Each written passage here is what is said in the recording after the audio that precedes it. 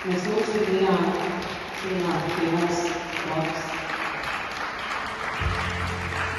Šodien esam pulcējušies, lai godinātu ne tikai sportisko meistarību, bet arī grāciju un eleganci, kas ievieso mūsu vingrotājās.